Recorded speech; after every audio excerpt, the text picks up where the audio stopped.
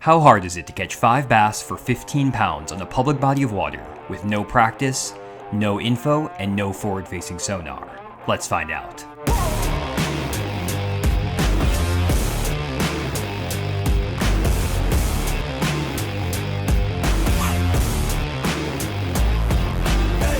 For today's Catch 15 challenge, I'm heading to Table Rock Lake in Missouri. I'm here in the middle of September, the toughest month of the year to catch bass on Table Rock. Because we haven't had any major cold fronts yet, the water temperature is still pretty warm, and I'm hoping I can still find some bass in their offshore summer schools. I decided to head up the James River, which has a little bit dirtier water, to try to locate some offshore schools of fish in that 20 to 30 foot range. I spent about an hour to an hour and a half graphing offshore points that I picked out during my preparation for this trip, and I finally found one that had some fish on it. Uh-oh, there they are. I was hoping I'd find some fish here. This is a spot where I've caught them before, guys, and yeah, they're loaded down on this deal. Oh my gosh, look at that right there, guys. Absolute wad of them. That's a big school of fish. I've caught them this time of year off this spot. This is the reason I wanted to actually come up to this part of the lake, is specifically for this spot and one other where I've caught them this time of year. I already checked the other spot that normally has them this time of year, and the fish were just kind of suspended and roaming around, but this spot is absolutely juiced with them. It's basically just a long point that actually has a roadbed off the end of it, and there are a pile of fish that'll stack up here sometimes in September, and you can see them right there. I mean, they are just all over it. Those are really big arches. Some of these may not even all be bass, some of them might be white bass and things like that, but there will be bass mixed in, and we can kind of use our baits to determine how to get those bass to bite using some bigger baits, spoons, things like that. But yeah, there's a pile of fish here. I just want to make sure I don't miss anything from a waypoint perspective. I don't see too many fish way out here by this waypoint 34, but that's kind of the end of this drop, and I want to make sure I'm not missing anything on this other side.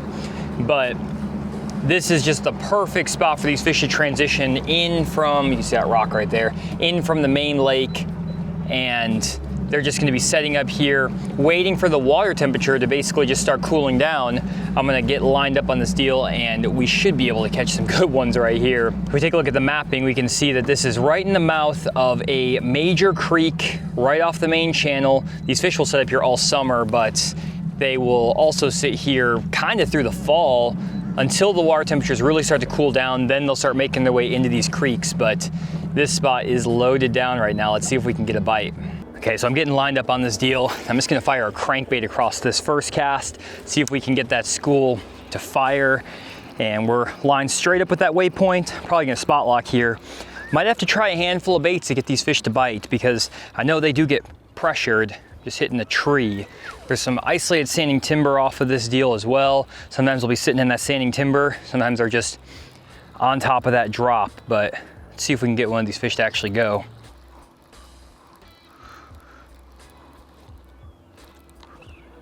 There he is.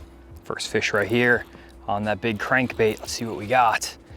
This is my second cast through this school. Good one, decent one at least. Nice fish. Get on up here, solid one on that Blitz Magnum EXDR, guys. We are about to smash them out of the school. There's so many of them down there. Let's get a weight on this guy for our first fish.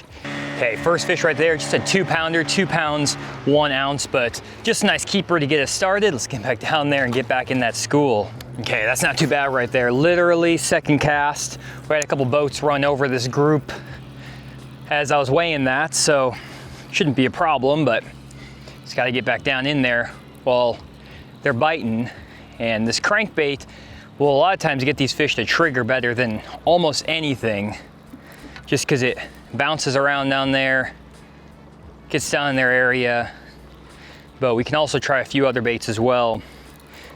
There's a bunch of different things we might be rotating through here, so just keep firing, see if we can at least get 5 in the boat here. There he is. Got him on the crankbait. There are so many of them down here. Don't know how big they all are. It seemed like there were a few good ones down there. I'm gonna start with this crankbait, try to just get a limit in the boat. Not a big one, but I want to get a limit in the boat first, and then we can switch up to something maybe to get a bigger bite. But there's a lot of them down there. Another 2-pounder right there, just 2 pounds even. A bunch of 2-pounders, nothing crazy, but you gotta start somewhere. Let's get that guy back down there. I gotta get back into those fish. Okay, so we got my lineup lined up right here. Just throwing at a house that's in the distance while pointing right at that waypoint. I'm basically casting right between the two waypoints you see on the screen there, and just have my lineup. And what I'm trying to do is dig down into that point, and then once I hit the point, I'm stopping, burning, and stopping. There he is. You can see once I burn and stop that crankbait, that's what's getting him to trigger rather than just straight winding it. And just another fish. Whoa, that fish jumped like crazy. There we go, 2 pounds, 2 ounces. Another solid keeper right there. Just all 2-pounders. They're kind of clones of each other, but that's not a big problem right now because if I can get 5 in the boat here, maybe pull off a couple of 3-pounders, we just need to then get like 1 big bite. That's not a big deal. I have other ways I'm thinking about catching some big ones out here. Got a glide bait and a few other things I think I can do. And sometimes in September, just catching 5 can be a chore. So the fact that we have 3 already in the boat is huge. There's a bunch more down here. So I know we'll probably get 5. We may have to switch up baits here. They might not just want to eat this, only this crankbait. We may need to change up something different here in a couple of casts, but I'm gonna throw this a few more times and I might switch up to something different. There's one. Feels like a better one too. That same group, this feels like it could be a 3-pounder. Unless I have 2 or have them side swung. It feels like a decent fish. Stay on there, fish. That's a good one. I have a little bit, have them side swung, but just on top of the head, but that's still a lot better fish than the last few. Still eating that crankbait. Let's get a weight on him. Oh yeah, it's a lot better fish. Solid 3-pounder right there. 3 pounds, 0 ounces. Absolute good one right there, beautiful. There we go, that's number 4, and that's the size we need. Let's get back down there. Again, just throwing that Blitz Magnum EXDR. It's a 30-foot diving crankbait. It doesn't really dive 30 feet for me every time. Depends on casting distance and the line. I'm just putting this on 14-pound fluorocarbon, so it's a little bit heavier line, so it doesn't quite dive all the way down to that 30-foot for me, but it gets down there easily 25. And when I'm cranking these offshore spots that are in 22 to 25 foot of water, it's a crankbait I go for because it will dig the bottom in 25. A lot of times you might throw even like a 10XD here and it'll just barely hit the bottom. But for me, I want to be digging the bottom. And that's what this crankbait does. Gets down there quick. It's not a cheap crankbait, but you've seen me use it over the past couple of years. It's one of my favorites. It absolutely catches them. And I think I can get a few more bites on this deal. I'm gonna make a few more casts. I do want to switch up to a different bait here in a second because they're not eating this thing nearly as good as when I first pulled up. When I first pulled up, it was every cast. Now I'm going 4 or 5 casts between fish, which isn't bad either, but I just want to keep them honest. I might even rotate this back through and throw something else and then rotate in this crankbait again after I give it a rest. But let me make like 3 or 4 more casts with this deal just to see if we can get our limit off this, and then I'll switch baits. There he is, good. I wanted to, oh, I felt a hook pop free.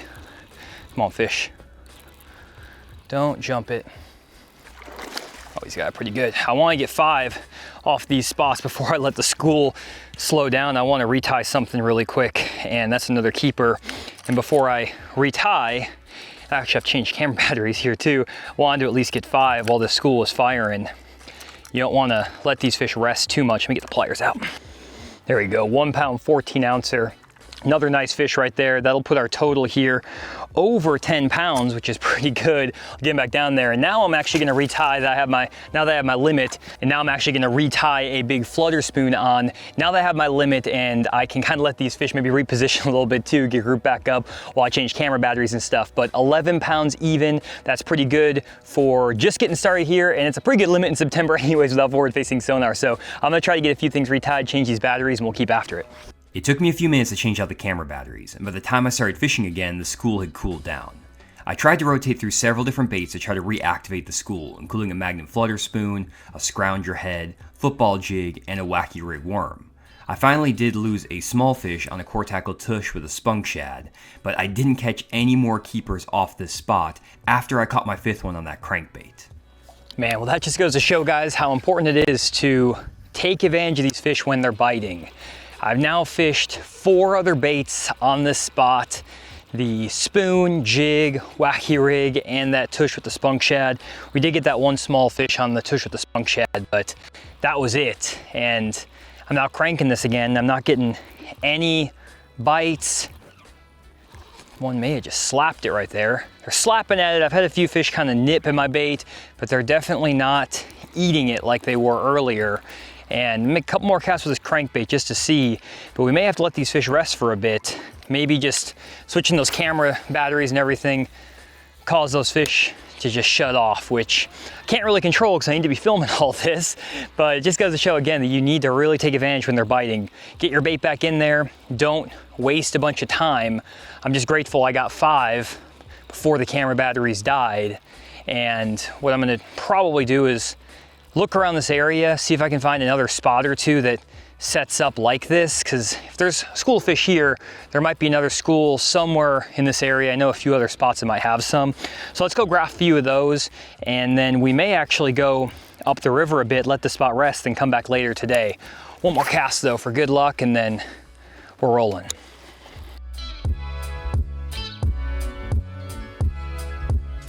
Ooh, there we go. Found their little wad of them right here. These don't look nearly as big as the fish on the last spot though, unfortunately. These are in 15 foot.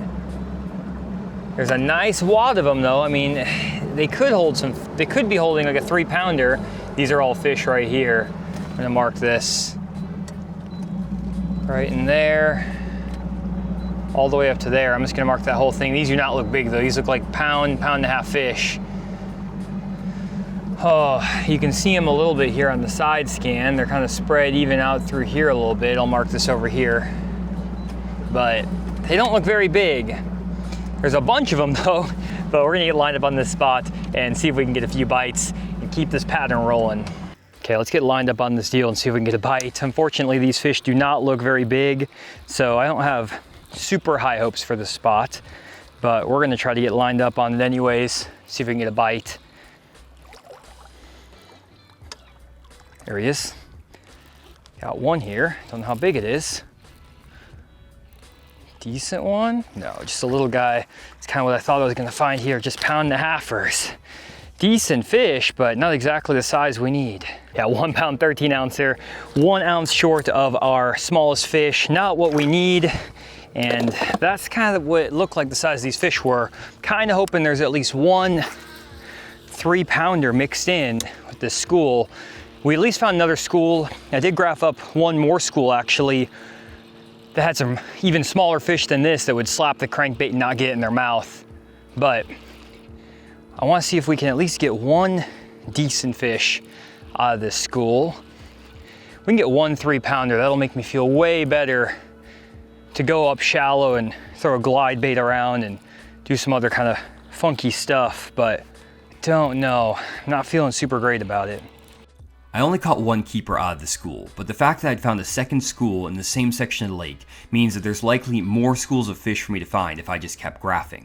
I already have this pattern established, but at the same time, I have a decent limit of fish in the boat, so it may be better to go up shallow and try to get a big bite on something like a glide bait or a buzz bait. This is one of these crossroads that will make or break my success in these Catch 15 challenges, and honestly, I was split between staying offshore or going shallow. Let me know down in the comments below what decision you would have made in this situation. Would you stay offshore or go fish shallow? Let's see if I made the right decision. So I didn't get any more bites off of that school of fish that we found. And I actually went back to the spot where we caught our limit and there was a boat on it, so I wasn't able to fish it again. I thought maybe I would go back there and catch 1 more 3-pounder before heading up this river. There's a big bass tournament in a couple of days and there's a ton of boats out here practicing for that. So again, we were kind of fortunate that we got on that spot when we did to catch our limit. And now I want to basically just fish for a couple of big bites up this river. I've been up here before this time of year and have caught some really nice fish, 3 to 4 pounders, even a 5-pounder. And this glide bait is a really good tool I find in September to get one really big bite or a couple of big bites. Right now I'm just throwing this clutch Baby Boss glide bait. It is a pretty big glide bait, though not massive. The clutch regular Boss is really big, but this Baby Boss I think is a really good size for what I want to be doing right now. And basically I'm just going to be fishing down these rock walls. There's a bunch of rock walls up this river, and what these fish are going to be doing are setting up on these rock walls and ambushing big gizzard shad that are swimming around. And this clutch Baby Boss imitates those gizzards really, really well. And this rock is pretty flat and there's ledges to it, and so these fish will actually set up around these ledge rock areas and ambush those shad, and this glide bait is just absolutely perfect for this scenario. I'm going to work a bunch of different banks, try to figure out if they're on the shady side, they might even be on the sunny side. I haven't really seen any activity yet of fish following my bait, but that's something else I'm gonna be looking for, are fish actually following my bait with my eyes. And we're gonna try to pattern them up here, and hopefully with the remaining 4 hours of our day, get 2 of the right bites. That's all we need, and we are completing this challenge.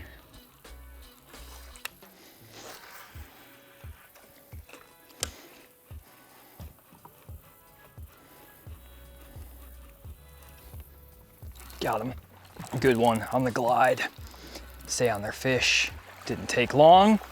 Now the real good one. I thought it was a better fish than that, but it's a decent one. It lets us know that this pattern might be working on that Boss. That would not take long. It's not a size that we're looking for, but it's a decent one.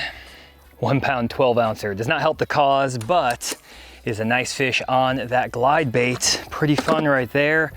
That's that Baby Boss right there. Just working it down this really flat rock right here. He actually came off one of these rocks right in here, and this is the type of stuff I'm really looking for up this river. There's few stretches up here that have this really nice rock to it, and that was not a real good one, but there are good ones that set up around here. Down this exact stretch I've caught a 5-pounder before, so I know there's big ones that set up around here. I just need to keep this bait in my hand, and hopefully we can get a few of the right bites.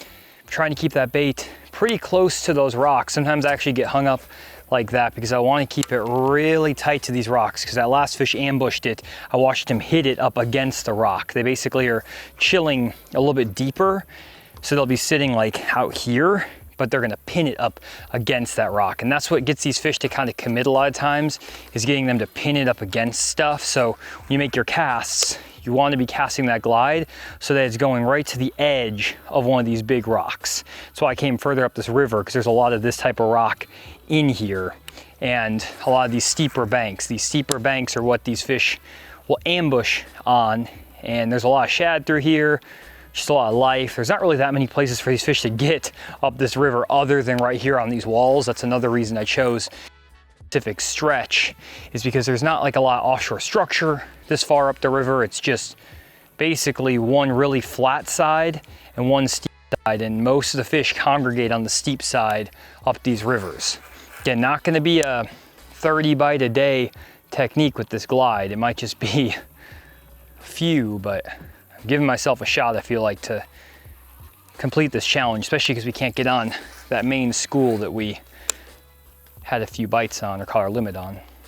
I fished up the river with a glide bait for 2 hours, and I only caught that one keeper that you saw, and then had 2 small fish swipe at the bait.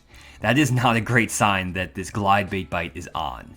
Usually you're going to be able to see a decent quality fish swipe at your glide bait every 10 to 15 minutes if this bite is really good. You want to have a lot of chances to try to get these fish to commit to the bait, because not every fish is going to eat that big glide bait. But because I wasn't even seeing any quality fish follow my bait, I just had a feeling that this was not going to be the pattern for the day. I wanted to give it 2 full hours to see if I could run into a good stretch or section of the lake that had them, but it just wasn't happening. So with 2 hours left in my day, I knew I had to go back offshore, and unfortunately I made the wrong decision at my crossroads. Instead of going shallow, I probably should have stayed offshore, but I can't go back and redo my decision, so I just had to make the most of the 2 hours I had left. On my way back down the lake, I decided to stop on the second school that I'd found, and did manage to catch one keeper that upgraded my weight by a couple ounces. But I felt like I needed to find a new fresh school of fish if I wanted to complete this Catch 15 challenge. So I made my way back a little bit further into one of the major creek arms up the James River to look at a spot that I'd found some fish on before in the past. Okay, let's grab this sneaky little high spot right here I found a few years ago. I cracked him here one time in October, and it's just a really shallow bar. Wow, they're right there. Look at them all. Holy cow. They are just absolutely loaded on that thing. There they are. Look at that. Oh my gosh. All of that right there, those are all fish. That is crazy. They're up here real shallow. There's fish just scattered all over that right there. It's just a shallow high spot. It's not super obvious on the map, but that is just loaded down with fish. Holy crap. Okay, they're there. Basically all this is you can see it's a little high spot here. The channel swings in and it's just a spot right in here, just a little bit harder bottom. They are just gassed on that spot right there though. That's wild. Okay, let's we're gonna catch him right here. Let's take a few casts right here because that looks really freaking good. I was not expecting him to be up on this spot if they weren't on the glide bait stuff. The last time I caught him on this spot, I was also catching my glide bait up these rivers, so maybe these fish are like far enough ahead to be on this deal, but not far enough ahead to be on these rocky walls. I don't really know, but either way, this looks freaking sweet.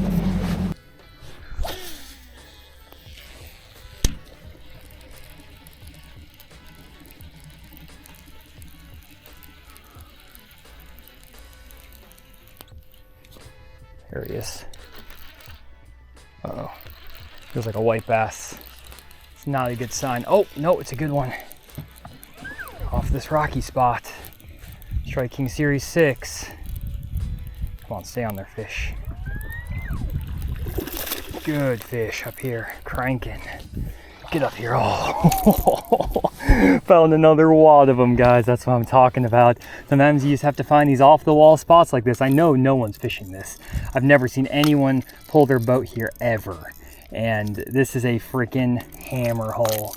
Up here shallow, this is the type of stuff I need to be finding in these Catch 15s because I can't always reliably get on the spots like the first spot. I need to be graphing these sneaky spots like this. Beautiful fish. There we go, another 3-pounder, and they're literally busting up there. I need to get back down there, lock that guy in really quick, make sure we got him. Beautiful fish. Got to get our bait back down there though. That is a solid 3-pounder. Gets our weight up to 12 pounds. We can get a few more of these from off this spot. We're going to be golden. Just cranking up there shallow at the Strike King Series 6. It's my favorite crankbait for grinding these shallower rocky spots that are up here. And there's a bunch of fish just kind of roaming around on this deal. The Series 6 doesn't dive that deep, but it grinds the bottom really well. And when I'm putting it on monofilament, like I talked about in my Lake Hudson video, if you haven't seen that, guys, I did a Lake Hudson Catch 15 just like this, the prep video and everything. I also did a prep video for this, so you can check that out. But basically, I throw this Series 6 because I can dig the bottom up there in like 6 to 8 foot really, really well. And these fish are up on top of this drop here. You can see all those waypoints. I'm just trying to grind that crankbait through them. Curious to see if I can catch him just dragging a worm and stuff too. Because that's all I caught him here the last time I found him. I was dragging a worm, but let's see.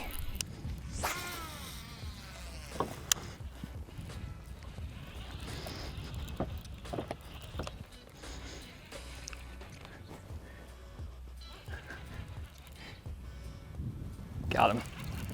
Good one. Decent one at least. Another one here on the crankbait. Just cranking up here. I actually switched over to a 6XD from that Series 6 because it's a little bit deeper out there than it looks. Nice fish right here. Another solid 2.5-pounder. Nice fish. Still cranking on that heavy mono so it doesn't dive that deep. It's probably diving about 10 foot deep and it's about 7 foot on top of that rocky spot. There's a bunch of fish. They're busting all over the place. I'm throwing the crankbait because I want to keep it underneath them because there's a bunch of little guys. They're up on the surface. I might try throwing a top water here in a second, but This crankbait obviously is working, so we're gonna keep rolling with it. Almost threw my pliers in the lake. There we go, 2 pounds, 9 ounces, solid fish right there. Getting back down the lake, that's a really nice one right there. Gets our weight up to 12 pounds, 11 ounces. We're getting closer, guys. We just need to get like a 4-pounder to bite this thing. Let's get back up there. These fish are way up on top of this drop though. You can see on my waypoints basically that I'm casting ahead of the boat here, and those fish are at the very end of my cast, and it's surprising how shallow those fish are. They're only up there in 6 foot of water. The boat's not that deep right now, and they're blowing up and busting all over this thing. They're blowing up all around me. This spot has got them. I just want to keep throwing this crankbait underneath them, like I mentioned, even though there's a bunch of fish schooling higher up, because I feel like the fish that are higher up are going to be the little ones, and the bigger ones are going to be underneath them.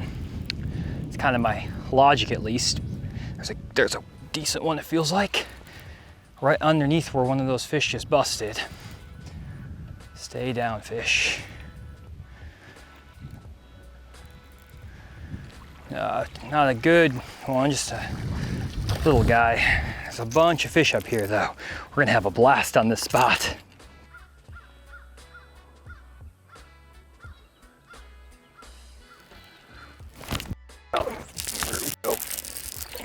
Not a good one, just a decent fish here. Black shaky head up on top of the spot.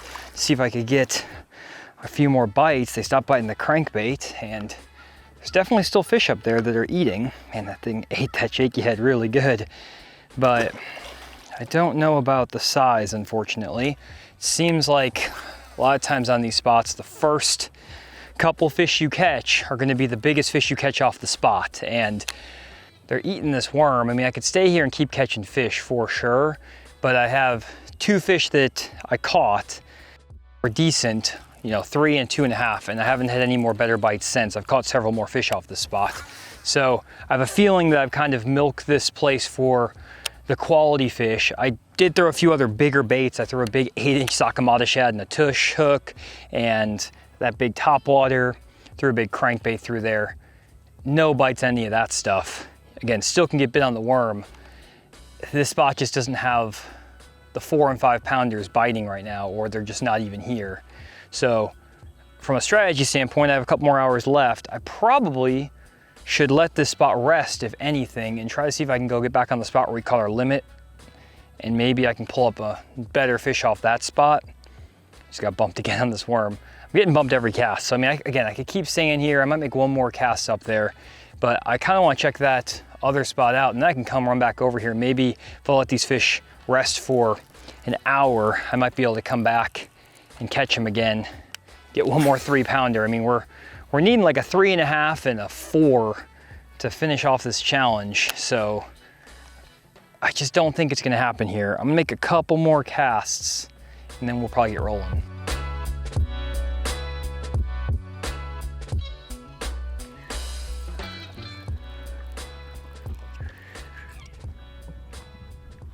There's one, good one too. Back on this spot where we call our limit, and just cranked up another one here. See how good it is. It's a decent one. Stay on there, fish. Oh, got another hook in him. Another decent fish. I think that'll calm me up a little bit. It's so crazy, guys. I just got done throwing a scrounger and a minnow down at these fish, obviously without forward facing, but these fish just do not want minnow looking baits. It's like, if you throw a minnow at them, they're not gonna bite it, but as soon as you put a crankbait down on them, they eat it right away. And I think these fish are just so pressured on table rock with minnow baits. It's just minnow, minnow, minnow all the time. 2 pounds, 9 ounces, solid, another solid keeper. I mean, these are all really nice 2.5 pounders. And I mean, I cannot complain about that fish at all. Absolutely gorgeous.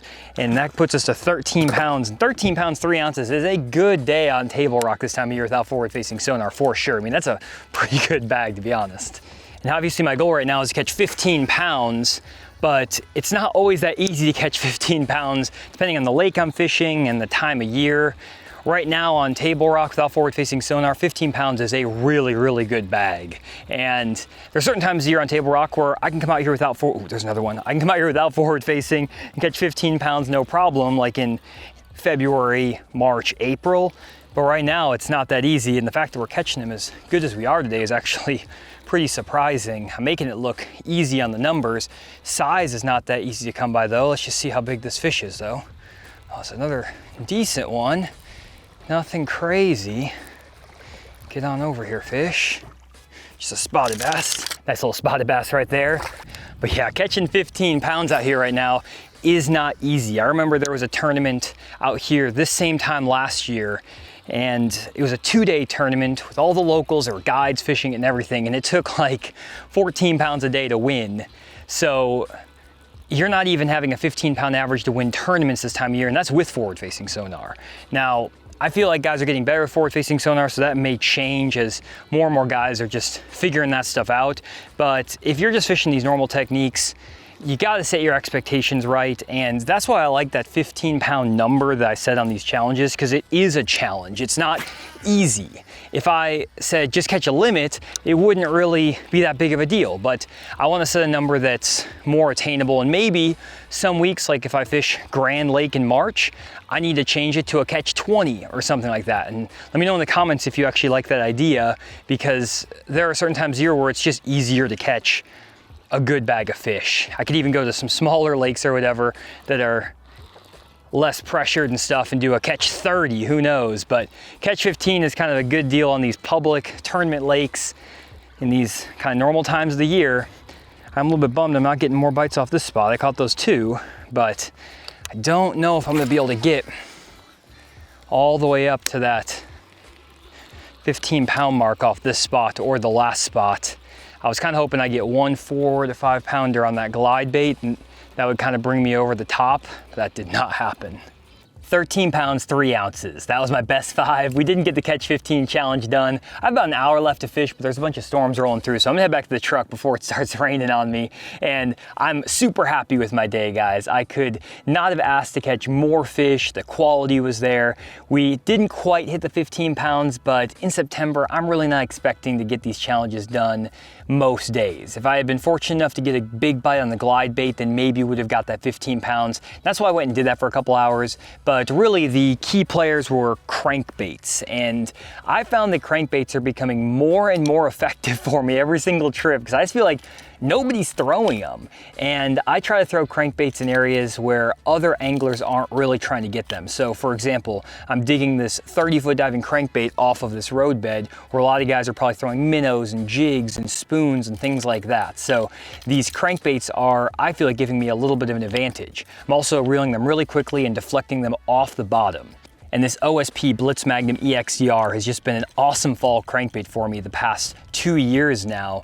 This one is all torn up. I'll link it down in the description. They are not cheap, so I maybe wouldn't throw it into like a bunch of brush piles and stuff like that, but if you have some flat spots like the top of this roadbed and things like that, you can grind it down there and it will catch some good fish. The other bait that caught a few fish was actually a Strike King Series 6 and 6XD.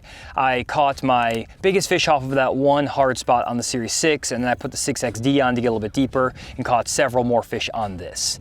The main thing I'm doing here is I'm just digging the bottom again. This is a brand new crankbait that I put on here, and you can see that lip is completely chewed up.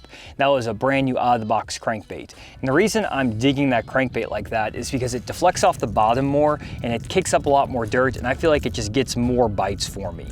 The way that I manage that is I put heavier line. This is 20-pound monofilament that I put on this reel, and I'm just putting this with a standard crankbait rod. If you guys want to see all the gear that I basically prep for this trip, you can check out my prep video that I made, and it'll show all the gear and the line and rods and all that stuff. I'm not going to get into all of it here because this is more of the fish catching strategy section of these videos, but either way, the crankbait was the way to get these fish in the boat. I caught a few fish on a few other things, you know, caught one fish on the glide bait, caught a couple fish on the shaky head, a couple fish on the tush with the spunk shad. I actually threw a bunch of other baits as well, including a jig on shallow boat docks, a buzz bait in shallow pockets, a scrounger head, football jig, all kinds of stuff at him today.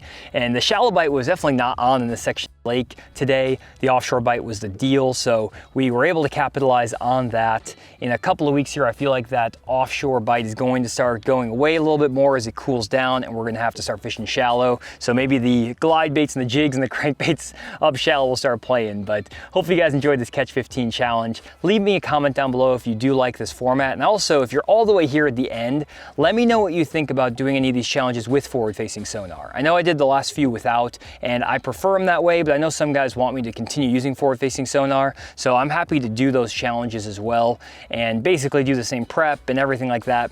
I have forward-facing sonar still like on the boat. It's disconnected in my rod box, so I can't even turn it on, and I have it like disconnected multiple ways, so there's no way I can turn it on while I'm out here fishing, but I could turn it back on if I needed to. And so if you guys think that that would be interesting content as well, let me know. Just kind of keep it fresh and different, but I can also just keep doing it like this. Obviously I can catch them without the forward facing just fine from this video, so I can keep doing it this way as well. Either way, let me know down in the comments below. And other than that, thanks for checking this video. We'll see you on the next one.